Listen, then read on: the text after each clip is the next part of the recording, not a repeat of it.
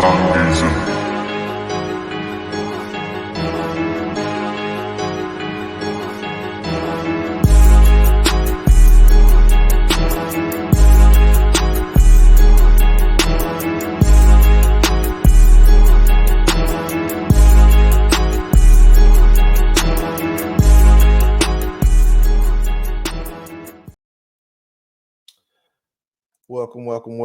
Welcome back to D's Corner. I'm your host, D.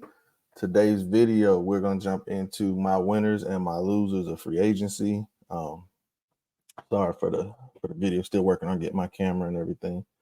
But we're just going to rock with what we got, all right? So let's jump on into it, go right into it. So I'm just doing straight winners and losers. These teams here are teams that are more for me. The Patriots, they had the most cap space, a lot of signings, but they didn't really add any difference makers. You going into the draft with a bunch of questions. The Bills, I don't really think they got better. They have major cap issues, and again, you're going into the draft where you have to hit. If you don't hit on your draft picks, this could really help close that window a little bit faster than it's already closing. Jacksonville, they made some okay signings. You lose Calvin Ridley and get Gabe Davis. I don't know how much of a trade-off that really is, but they didn't do anything major. Buccaneers, kind of the same thing. Did they get better? They did retain some of their key players as far as Baker, Mike Evans. They brought back Levante David, but you lost Devin White. Brought in Bryce Hall, and you lost Carlton Davis. I don't know how much better you truly got. The Rams, I have the Rams here because Aaron Donald retired. That's a huge void in a lot of different aspects, obviously on defense within the team and his leadership, and some of their signings are more okay. The Falcons, I think they took a big risk signing Kirk Cousins. Obviously, he's better than what they have had, but his injury is the main issue. How fast will he be able to hit the ground running and getting up to speed with his guys, getting a good feel for how his guys like to run their routes and whatnot. The Saints, they didn't have a lot of cap space and they had decent pickups. Nothing that really helps them moving forward seriously. And the Seahawks, I'm not sure where they're going. I was expecting at least a somewhat attempt on some former Baltimore players. That didn't happen. I don't know if they really got any true culture changers coming in and signing. You are going from Pete Carroll to Mike McDaniels. So you got to see how that's really going to work. And I'm kind of iffy on how some of their signings, how they truly fit their scheme. All right, so let's get into my winners and my losers. We're going to start off with a winner. The Carolina Panthers. Carolina had, thus far, they didn't win a lot, but based off of only free agency, what they were able to do, they did make good pickups on their offensive line, especially within the interior to help Bryce. They got Bryce some weapons. They did, in my opinion, they lost the Brian Burns trade, but they did get some more draft capital. This is a deep draft, so overall, this is a winner of mine. A loser, my Indianapolis Colts. We didn't have any major additions.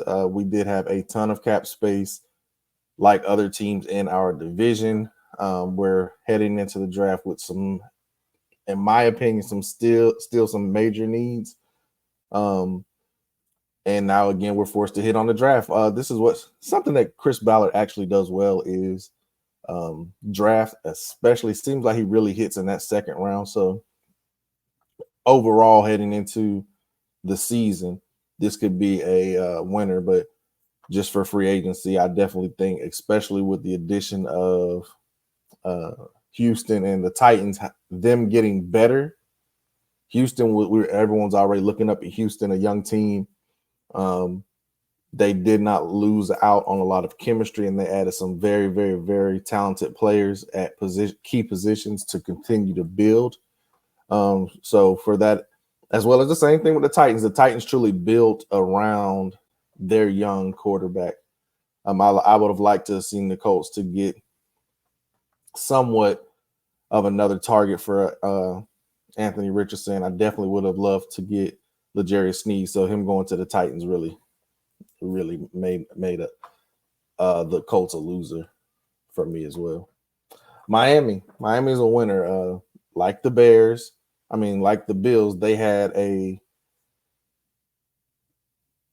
terrible, terrible, terrible cap space situation. But for what they were able to do, they had minimal cap space. Like I said, they added leadership at key positions in the area, on the edge with Shaq Barrett, who can hold down the fort until Bradley Chubb and Jalen Phillips are coming back. They did lose or release Xavier Howard, but they replaced him with Kendall Fuller. And I really like the pickup of Jordan Poyer. All of these players should definitely get and make an impact, not just with their play, but also with their leadership and their experience. So I definitely think this helps make that defense better, especially than what they were last year.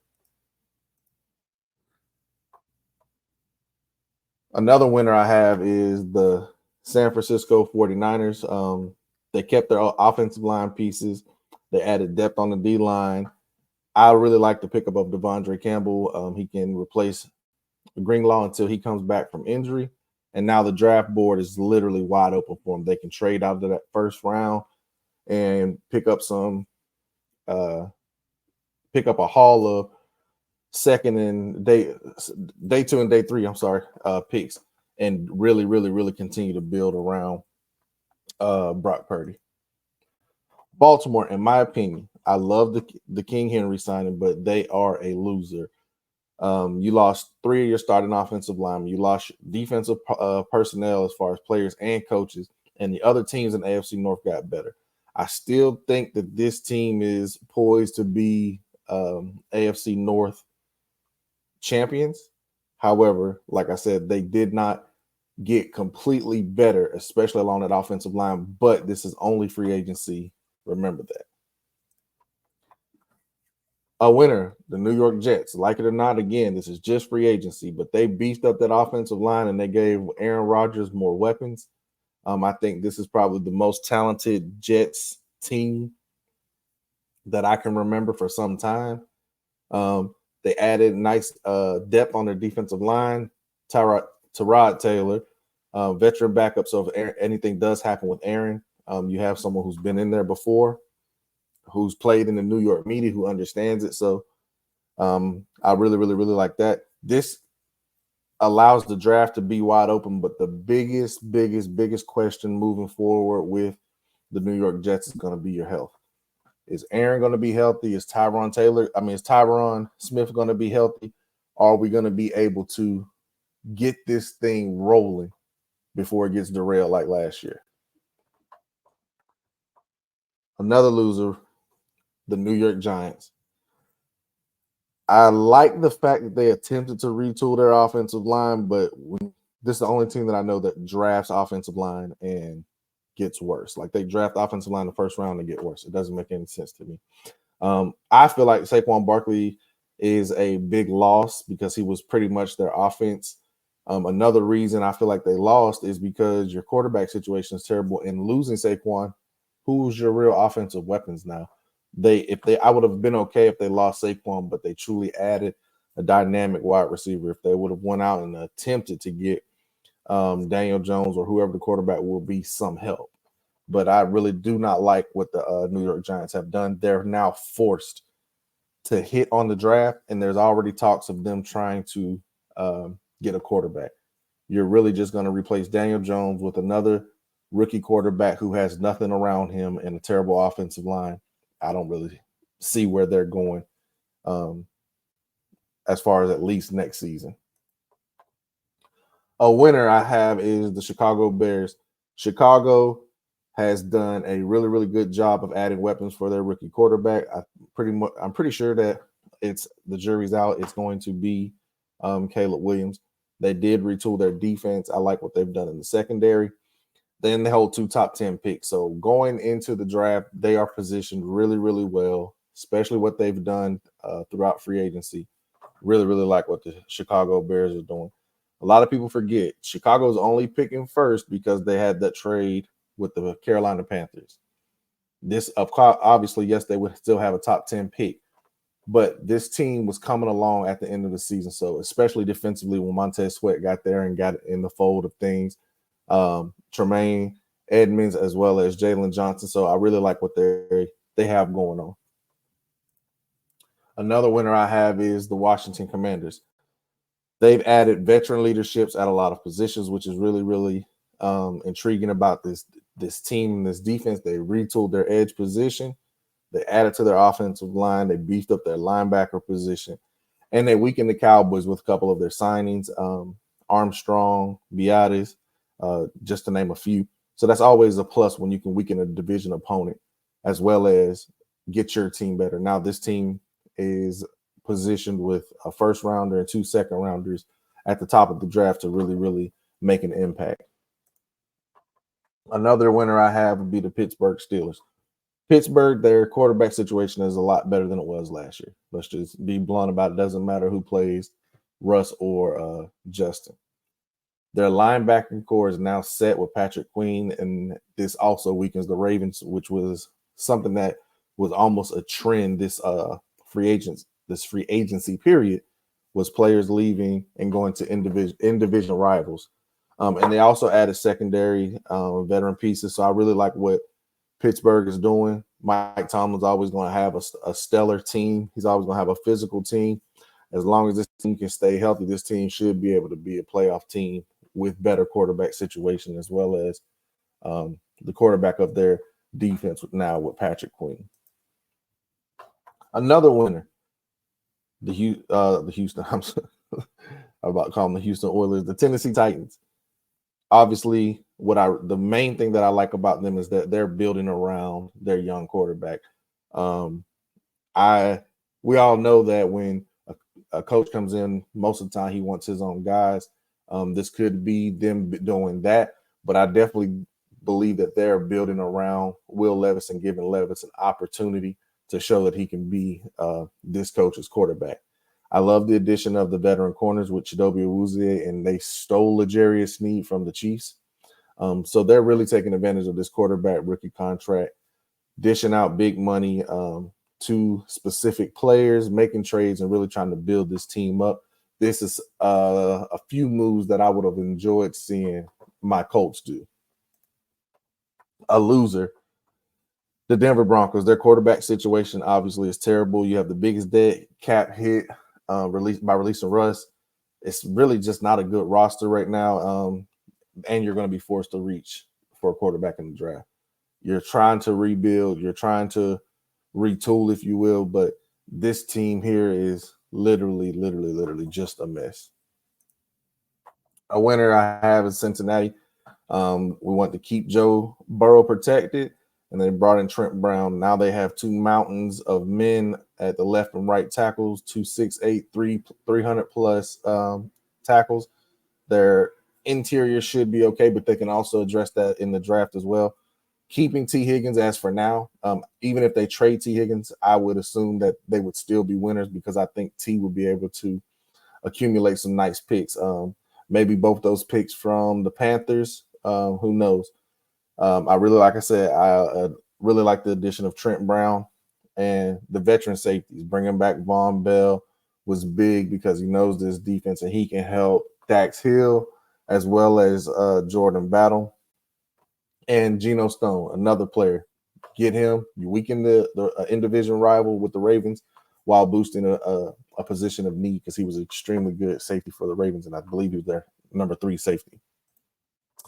A loser, I'm gonna have to go with the Las Vegas Raiders. They're still in need of offensive line. You lost Josh Jacobs, and you got quarterback question marks. That's not good moving forward. I like the addition of Christian Wilkins. I think that it could have possibly been an overpay. Does he truly boost that defensive front? Absolutely. At what cost? That's the main thing there. How many wins does that one signing add? I don't think it does. I don't think it adds a lot, but it does help now in the building, which is why I believe that Antonio Pierce, like Gerard Mayer, I believe they're going to get the opportunity to build these teams up. So, but right now for free agency, the first couple of weeks, Las Vegas is definitely a loser in my opinion. A winner is Green Bay. Adding Josh Jacobs, that offense should flourish with the weapons that they have.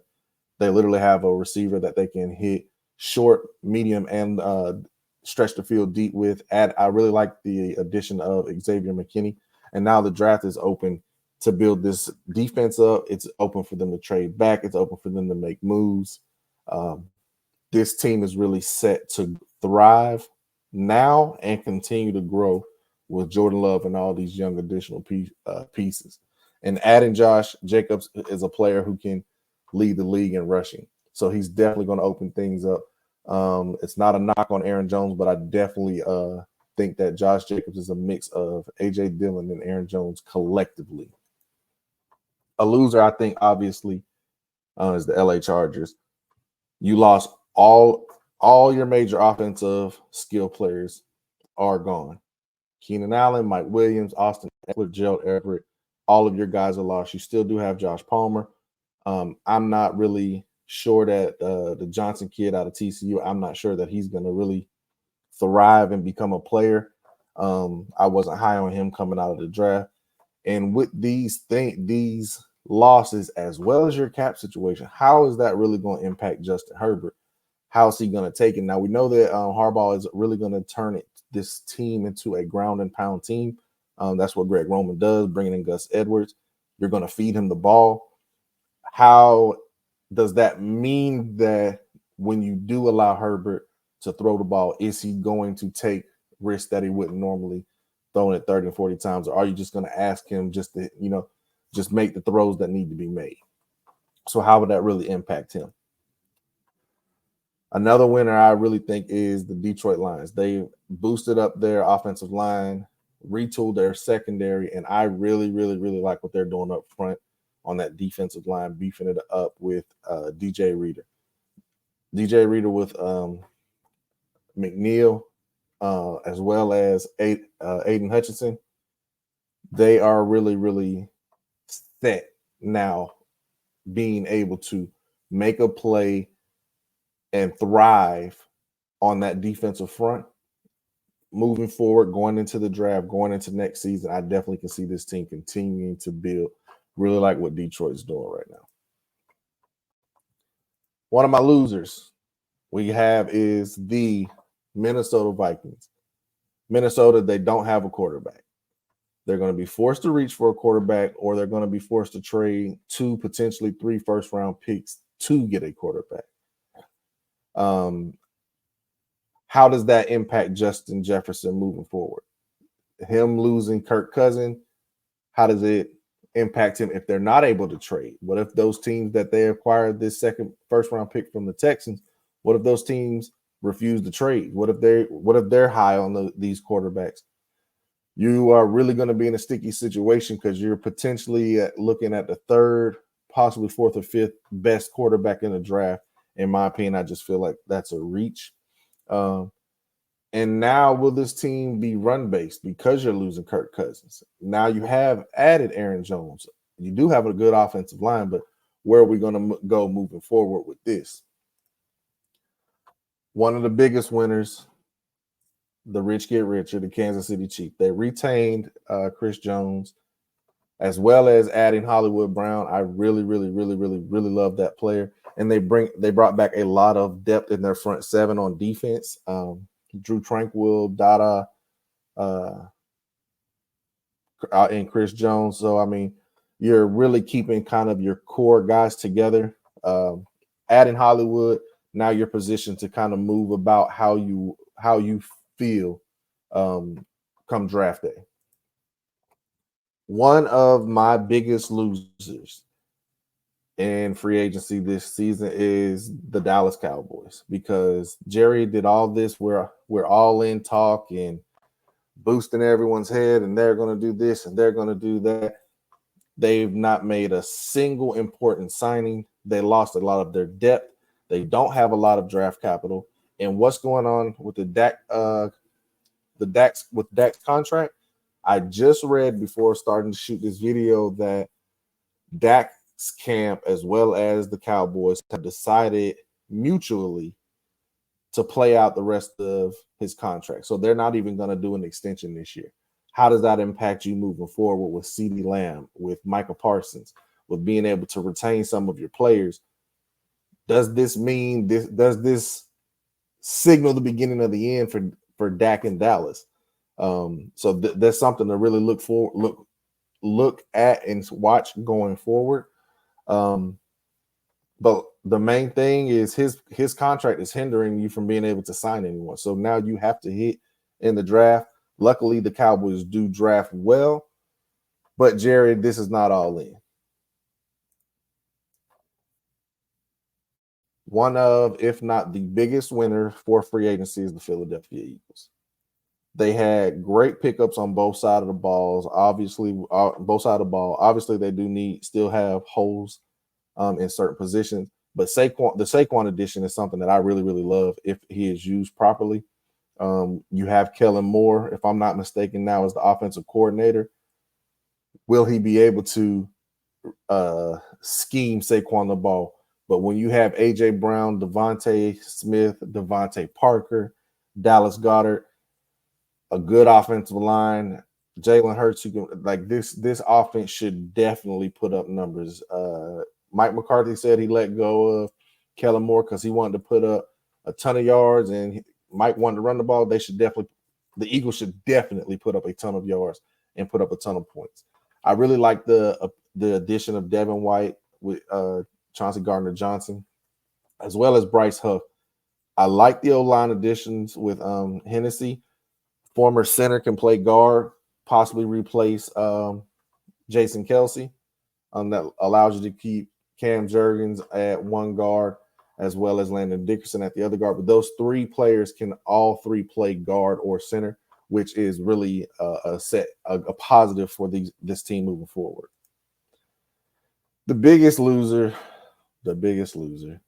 sad Kyler, the Arizona Cardinals. They did not make a ton of serious additions, not, in my opinion, a single one.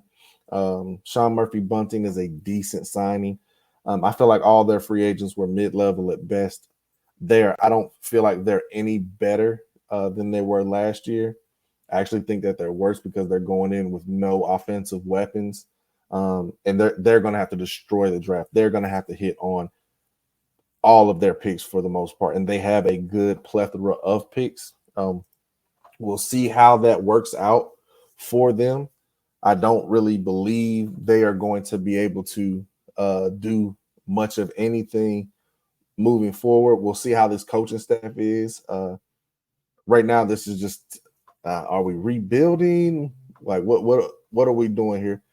This free agency left me with more questions than answers when it comes to the Arizona Cardinals. So, all right, man, that's the last part of my video. I really, really, really appreciate it. Again, sorry for the camera stuff. It's bad weather where I'm at. Plus, I got to get a webcam and all this. So, anyways, don't forget to like, share, and subscribe. I appreciate all the feedback, all the love. Any criticism, any comments, man, I'm open to it all. Any suggestions on what type of videos I should do, what type of equipment I should have to enhance my videos, please let me know. I'm definitely trying to do this thing. I appreciate your assistance in helping me grow. So with that being said, man, y'all have a good one. I appreciate it.